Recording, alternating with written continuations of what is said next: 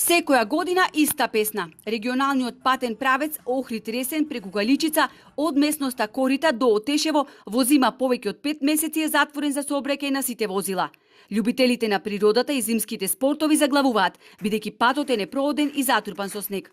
Од Националниот парк Галичица велат дека не станувало збор за некоординираност на институциите. Јавното претпријатие државни патишта било надлежно да го одржува овој патен правец, ама само на лето. Според досегашната годишна програма, регионалниот пат бил предвиден за летно одржување, што значи дека на Галичица безбедно и непречено може да се оди само од средината на месец април до средината на ноември. И толку. Од управата на паркот на почетокот од годинава побарале од надлежната институција по квалитетно одржување на патот. Јавната установа нема нити капацитет, персонален, нити финансиски да го превземи одржувањето на овој патен правец.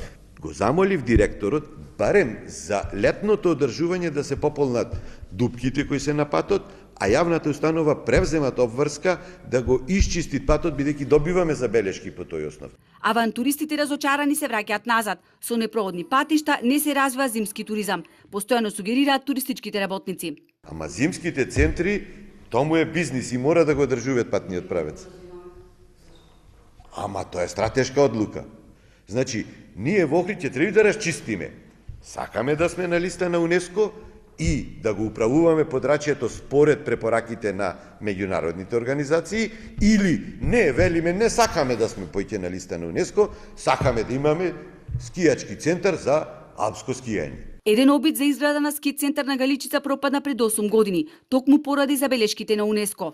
Бојаджи кажа дека заедно со експерти од повеќе области ќе дефинирале кои активности во делот на туристичката инфраструктура ќе треба да се реализираат во следните 10 години.